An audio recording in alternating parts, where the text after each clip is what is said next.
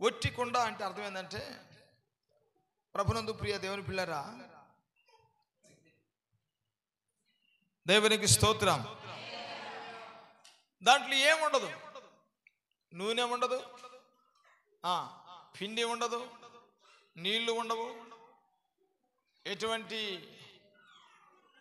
మడ్డి ఉండదు, అసలు ఏది ఉండదు, చెడ్డది ఉండదు, మంచిది ఉండదు, ఏది లేనటువంటి కుండ. దాన్నే ఒట్టి కుండ అన్నారు. ఏ కుండ? ఒట్టి కుండ. అంటే దీని అర్థం ఏంటంటే, ప్రియ దేవుని పిల్లరా, దేవుని మందిరికి వస్తాం, దేవుని సందులో ఉంటాం, దేవుని సందులో కనపడుతూ ఉంటాం, మందిరానికి వస్తూ ఉంటాం, వెళ్ళిపోతూ ఉంటాం. కానీ ఒక వాక్యం కానీ, ఒక అనుభవం కానీ, ఒక ఆత్మీయత కానీ, ఒక పాట కానీ మన జీవితంలో, మన హృదయంలో ఎక్కడా కూడా కనబడవు. అర్థమవుతుంది నేను చెప్పేది? దేవుని దగ్గరికి వస్తుంటాం, మందిరానికి వస్తుంటాం, దేవుని సందులో ఉంటాం, ప్రార్థన చేయించుకుంటూ ఉంటాం, మరలా తిరిగి వెళ్తాం, ఇంటికి వెళ్ళిపోతూ ఉంటాం, వస్తూ ఉంటాం, పోతూ ఉంటాం, వస్తూ ఉంటాం, పోతూ ఉంటాం. కానీ మన అనుభవాలలోకి వచ్చేసరికి ఆత్మ సంబంధంగా ఒక వాక్యం కానీ, ఒక పాట కానీ, ఒక ప్రార్థన కానీ, ఒక ఆత్మ సంబంధమైన అనుభవం కానీ, లేదా దేవుడి నుంచి వచ్చే ఒక ప్రత్యక్షత కానీ, దేవుని స్వరాన్ని వినేటువంటి అనుభవం కానీ, కనీసం దేవుని మాట కూడా మన లోపలికి వెళ్ళేటువంటి పరిస్థితి కానీ ఉండకుండా ఉండేటువంటి స్థితిని ఒట్టి కుండ అన్నారు. ఏ కుండ చెప్పండి? ఒట్టి కుండ. అంటే అందులో ఏమీ ఉండదు. దయచేసి గమనించాలి ప్రియ దేవుని పిల్లరా. ఒట్టి కుండ వలన ఉపయోగం ఏమని చెప్పండి? ఉందా ఏదన్నా? కొన్నిసార్లు కొన్ని కుండలు మనం చూస్తాం, అమ్మ ఏందమ్మా ఆ కుండ అంత బాగుంది, కానీ దాని ఏదో బాళ్ళు ఇచ్చామంటే అది ఎందుకు పనికిరాదు, ఎందుకని దాంట్లో ఏమి వేసుకోవడానికి, అది ఏమి కూడా వేసుకోవడానికి వీలు కాదు, ఏమి వేస్తుంది దాంట్లో. కాబట్టి అటు ఒట్టుకున్న బాళ్ళు వేస్తారు. ఒట్టుకున్న ఏం చేస్తారు? ఇప్పుడు కుండ ఇలా బాళ్ళ పడింది అనుకోండి, లోపల ఏముంటుంది చెప్పండి? లోపల ఏముంటుంది? అంతా చీకటే. చెప్పండి, ఏముంటుంది లోపల? చెప్పలా ఏముంటుంది? అంతా చీకటే, అక్కడ ఏమి ఉండదు. ఒకవేళ ఎట్టున్నా కొద్దిగా వెళ్తున్నాను వచ్చింది, అది ఒట్టిది కాబట్టి బాళ్ళు ఇచ్చేస్తారు. స్తోత్రం, హల్లెలూయా. ఖాళీగా ఉన్నప్పుడు ప్రియమైన దేవుని పిల్లరా, ఆ ఖాళీలో చీకటి ప్రవేశించేదానికి అవకాశం ఉంది. గుర్తుపెట్టుకోండి. పరిశుద్ధ గ్రంథం బైబిల్లో మనం చూసినప్పుడు ప్రియమైన దేవుని పిల్లరా, 12వ వచనంలో, 10వ అధ్యాయం 12వ వచనంలో మత్తయి సువార్తలో ఒక మాట రాయబడుతుంది చూడండి. అపవిత్రాత్మ ఒకరిని విడిచి వెళ్ళిపోయిన తర్వాత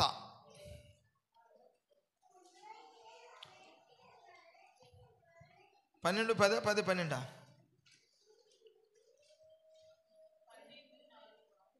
చదువు.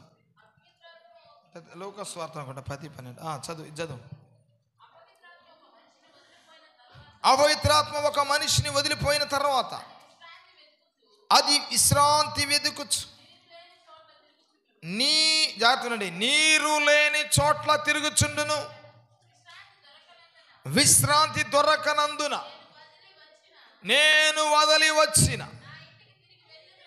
నా ఇంటికి తిరిగి వెళ్ళిదునని అనుకొని వచ్చి ఆ ఇంట ఏమీ లేదు, ఎవరునూ లేక, ఏడు జాగ్రత్తలు, ఊడ్చి అమర్చి ఉండుట చూచి వెళ్ళి తనకంటే చెడ్డమైన మరి 7 దయ్యములను వెంట పెట్టుకొని వచ్చును,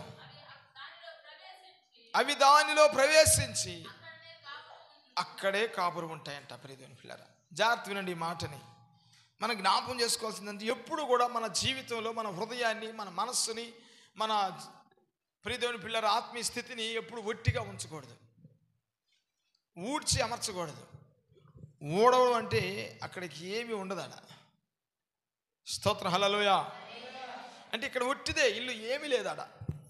ఏడాది ఊడ్చిపెట్టేసి ఏమి లేకుండా అట్లా అమర్చిపెట్టుని, అంతేగాని అంతకుముందంట ఈ దయ్యము ఆ ఇంట్లో నివాసం చేసిందంట. ఈ అపవిత్రాత్మ ఆ ఇంట్లోనే ఉండింది అంతకుముందు. ఎప్పుడైతే యేసయ్య ఆ ఇంట్లోకి వచ్చేసాడో ఆ ఇంట్లో ఉన్న దయ్యం బయటికి వెళ్ళిపోయింది. అమ్మా మీకు అర్థమైందా?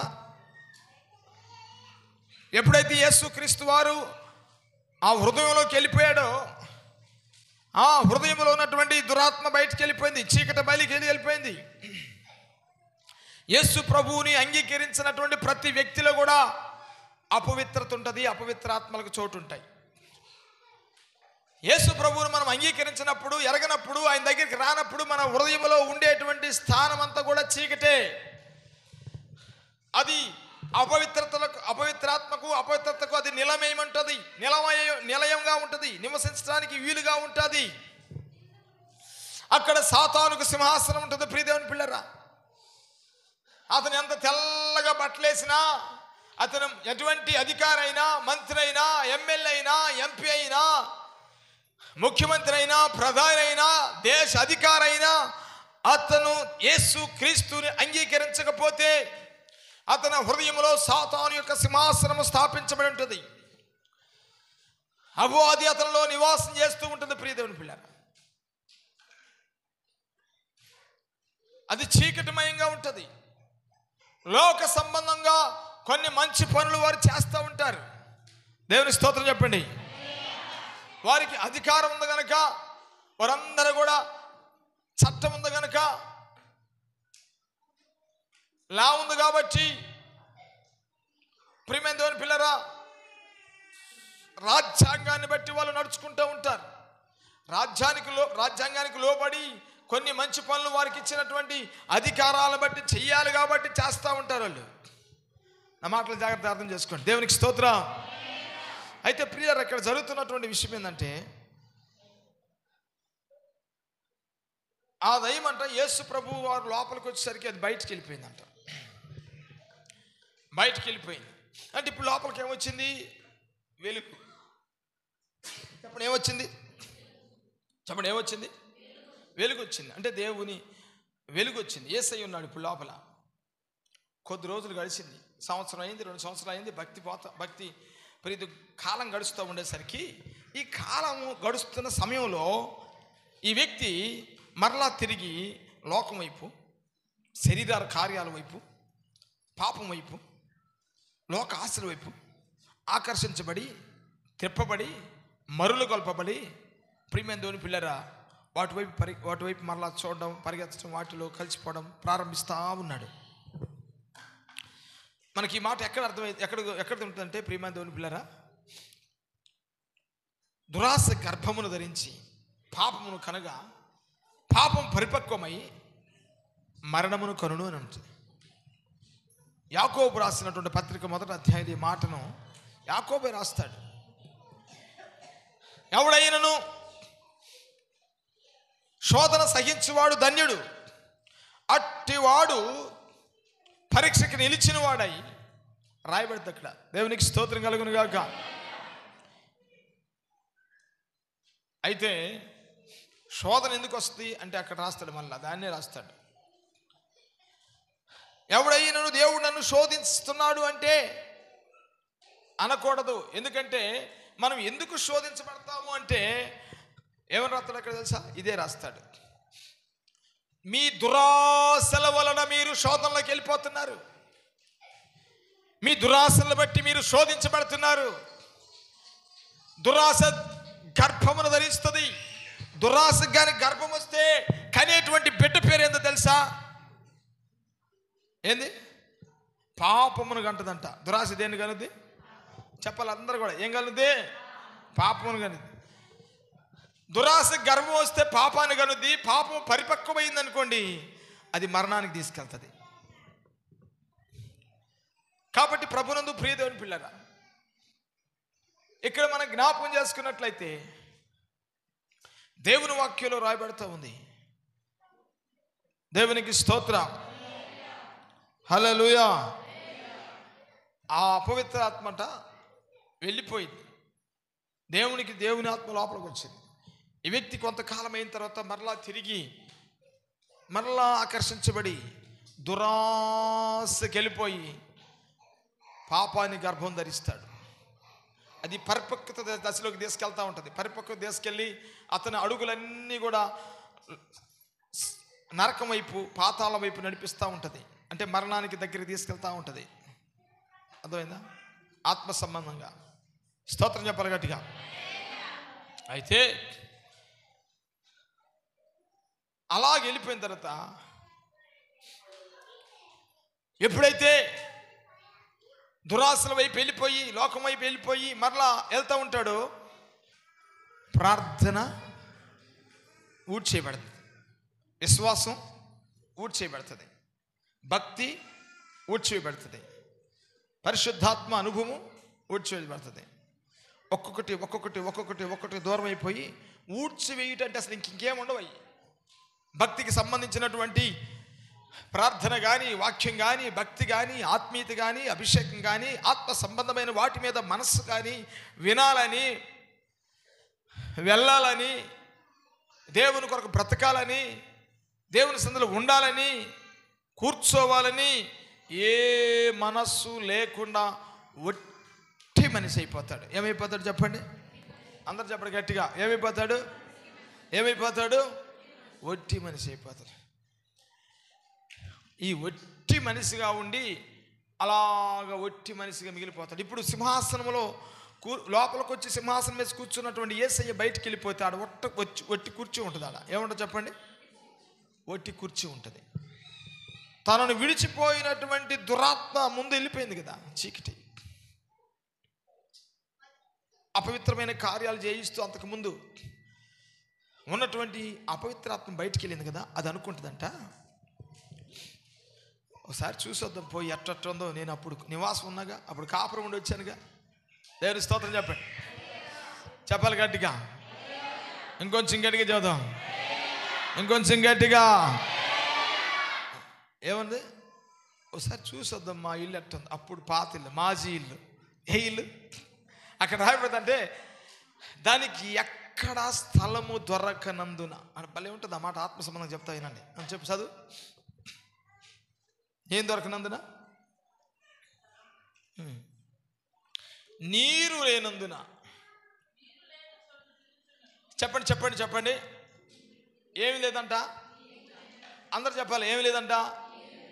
నీరు లేని చోట తిరుగుతుంది, నీరున్న చోటకి రాదు. ఆమె చెప్పాలా? ఏమున్న చోటకి రాకూడదు? చెప్పాలి. ఏమున్న చోటకి రాదు? ఇంకా కొద్దిగా చెప్పండి. ఏమున్న చోటకి రాదు? నీరు అనగా దేవుని వాక్యము. ఆమె చెప్పండి గట్టిగా. నీరు లేని చోట్లల్లా తిరుగుతూ ఉంది అది. బయటికి వెళ్ళిపోయింది కదా, నీళ్ళున్న దగ్గర నీళ్ళున్న దగ్గర నిలవట్లా. ఈ దగ్గరికి పోదాం అనికొచ్చలేక అక్కడ నీళ్లు ఉన్నాయి. ఈ హృదయం ఏముంది? వాక్యం ఉంది. వద్దు, స్తోత్రం.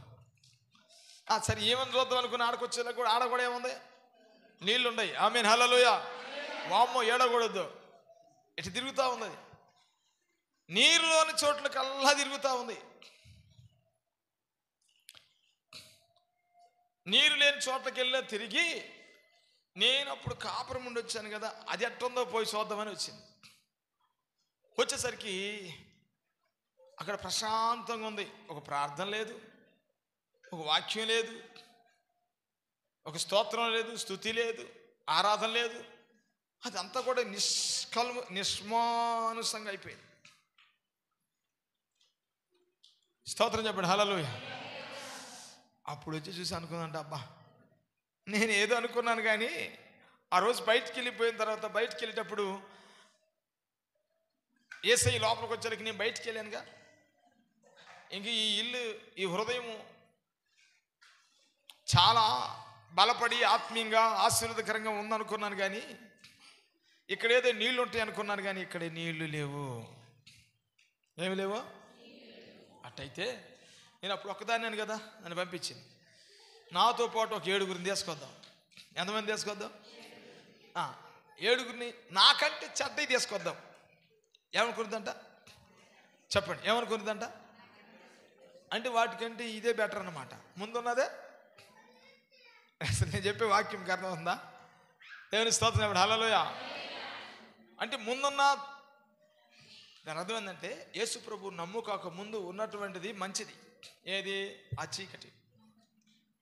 యేసు ప్రభు నమ్ముకొని ఒట్టి కుండగా మారిపోయి, ఏమీ లేని వానిగా మారిపోయి, ఏమీ లేని దానిగా మారిపోయి, దేవునికి దూరం అయిపోయి, హృదయం అంతా ఖాళీ అయిపోయి, ప్రార్థన, విశ్వాసం, భక్తి, ఆత్మీయతను కోల్పోయి మామూలుగా ఉన్నప్పుడు ప్రియమైన దేవుని పిల్లరా దయచేసి గమనించండి.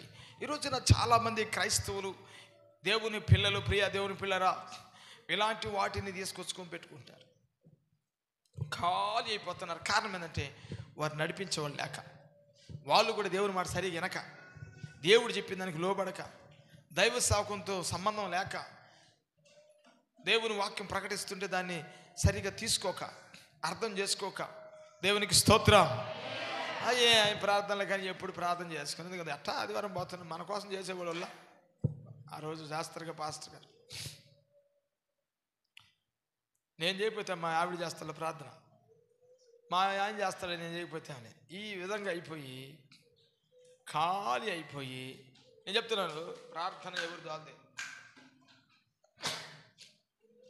భక్తి కూడా ఎవరు దోలదే, ఆత్మీయత ఎవరు దోలదే, రక్షణ ఎవరు దోలదే? చెప్పండి హల్లెలూయా.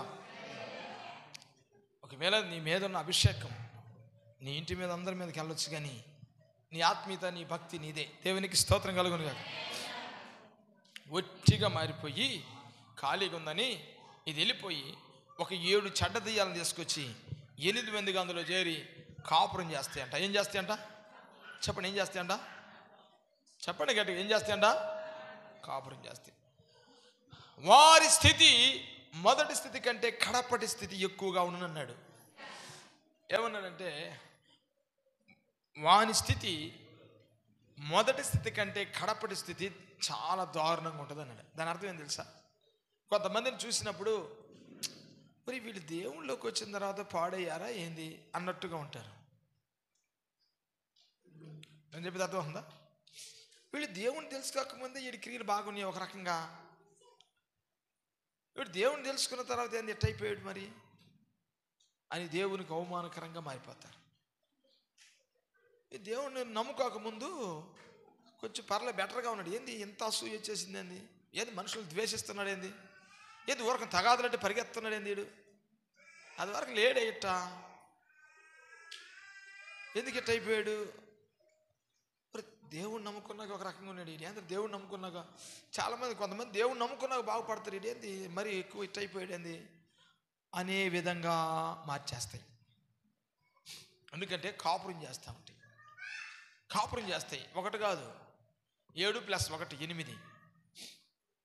ఒకటేమో అసూయని పెంచుతూ ఉంటుంది, ఒకటేమో ద్వేషాన్ని పెంచుతూ ఉంటుంది, ఒకటేమో గర్వాన్ని పెంచుతూ ఉంటుంది, ఇంకొకటేమో చెడు అలవాట్లకి లాక్కెళ్తూ ఉంటుంది, ఇంకొకటేమో మరొక వ్యసనాన్ని తీసుకెళ్తూ ఉంటుంది, ఇంకొకటేమో ధనాపేక్షను కలుగు చేస్తూ ఉంటుంది.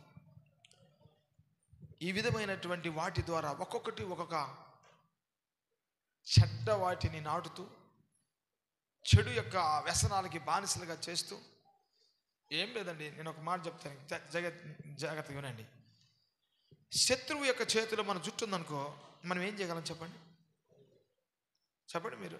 చాలామంది ఇప్పుడు శత్రువు చేతిలో జుట్టు ఉందనుకో ఏం చేస్తాను? ఆడు ఎట్లాగితే అంతేనా? ఆడు ఎట్లాగితే అంతేగా. ఆడు వాళ్ళ లోపల ఉన్నాడు, ఒకటి కాదు 8 ఉన్నాయి. వాళ్ళు కలిసి పనిచేస్తారు. తెయ్యాలకున్న యూనిటీ మనుషులకు లేకపోతున్నాయి. ఆమె చెప్పడు హల్లెలూయా. అర్థం ఉంది చెప్పేది? 8 దెయ్యాలు ఒక ఇంట్లో ఉంటున్నాయి, కానీ 4 మనుషులు ఒక ఇంట్లో కలిసి ఉండలేకపోతున్నారు. అర్థం ఉంది? అదే కొద్దిగా బాధకరం. దేవునికి స్తోత్రం. అర్థం ఉందా? 8 దెయ్యాలు ఒక ఇంట్లో ఎంత ఐక్యతగా ఉంటుంటే 4 మనుషులు ఒక ఇంట్లో ఇవ్వలేకపోతున్నారు. ఓర కొట్టుకోవటము, తిట్టుకోవటము, అనుకోవటము, మనిషిని బాధ పెట్టుకోవటం, ఇట్లా జరుగుతాం. 8 కూడా ఐక్యత కలిగి పనిచేస్తూ ఆ వ్యక్తిలో అనేకమైనటువంటి వాటిని క్రియేట్ చేస్తూ ఆ వ్యక్తిని మొదటి స్థితి కంటే కడపటి స్థితి చాలా దారుణంగా మారేటట్టు చేస్తుంది. ఆ హృదయంలో సంతోషం ఉండదు, ఆ హృదయంలో నెమ్మది ఉండదు, ప్రేమ ఉండదు, సమాధానం ఉండదు, సంతోషం ఉండదు, దయాళత్వం ఉండదు, మంచితనం ఉండదు, విశ్వాసం కోల్పోతాడు, బద్దలైపోతుంది. చివరికి ప్రియ దేవుని పిల్లరా, ఆ జీవితంలో అగమ్య గోచరంగా ఉంటుంది. నడి సముద్రంలో ఒక వ్యక్తి ఈత కొడితే ఎలా ఉంటుందో ఆ విధంగా మారిపోతాం. వాళ్ళు కొంతకాలం పోగా వాళ్ళు ఆలోచించేది ఏంటో తెలుసా?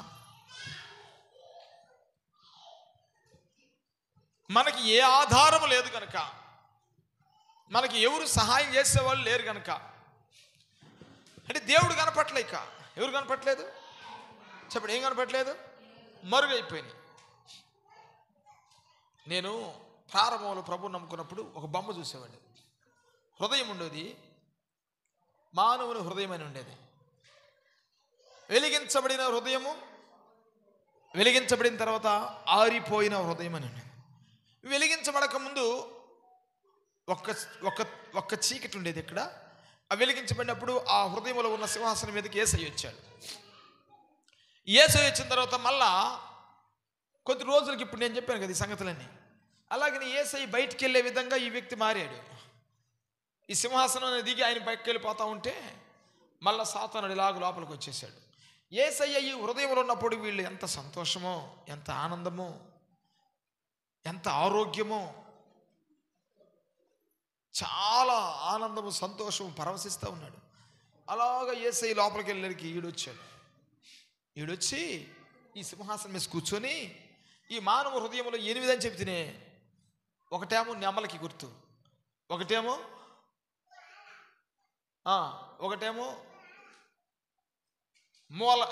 అదేంది నేల ముసలికి గుర్తు, ఇంకోటేమో మేక గుర్తు, ఇంకొకటేమో తాబేలు గుర్తు, ఇంకొకటేమో సర్పానికి గుర్తు. ఇట్లా 8 రకాల గుర్తులు ఉంటాయి. అంటే ఏ అయితే ఇప్పుడు నేను జంతువు, ఒకటి కుందే, స్థిరత్వం లేని, నిలకలేని, ఏ అయితే నేను చెప్పాను ఈ జంతువులన్నీ కూడా ఒక్కొక్క స్వభావానికి సాదృశ్యం. దైవికత్వాన్ని పోగొట్టుకొని, దేవుని వెలుగును పోగొట్టుకొని, దేవుని యొక్క మహిమను పోగొట్టుకొని ఆ వ్యక్తి ప్రభునందు ప్రియదేవుని పిల్లరా బాధతో, చింతతో, దిగులుతో చదవం గట్టిగా హల్లెలూయా. జాగ్రత్త ప్రియులరా, మనం ఒట్టి కుండగా మారకూడదు. ఎలా మారకూడదు చెప్పండి? మనం ఎలా మారకూడదు? ఒట్టి కుండగా మారకూడదు. మన జీవితాలలో మనం ఎల్లప్పుడూ కూడా ప్రియ దేవుని పిల్లరా, దేవుడు మనకు చెప్పినట్లుగా మనము నూనె కుండగాను, పిండి కుండగాను, నీళ్ల కుండగాను ఉండాలి. దేవుని స్తోత్రం. చెప్పలు గట్టిగా హల్లెలూయా. ఒట్టి కుండగా మన జీవితంలో ఉండకూడదు ప్రియ దేవుని పిల్లరా. దయచేసి గమనించండి, ఆ ఒట్టి కుండ అనే జీవితాన్ని మనం విడిచిపెట్టాలి. ఆమేన్. ఒట్టి కుండ అనే జీవితాన్ని మనం ఏం చేయాలా? విడిచిపెట్టేసి, చూసారా, పిండి కుండగా ఉండాలి. దేవుని స్తోత్రం. ఆ పిండి ప్రభు అయిన యేసుక్రీస్తు వరకు సాదృశ్యము. దేవుని చిత్తం అయితే వచ్చే మాసంలో ఈ పిండి కుండల గురించి మనము ధ్యానిస్తాం. దేవుడి వాక్యం దీవించును గాక.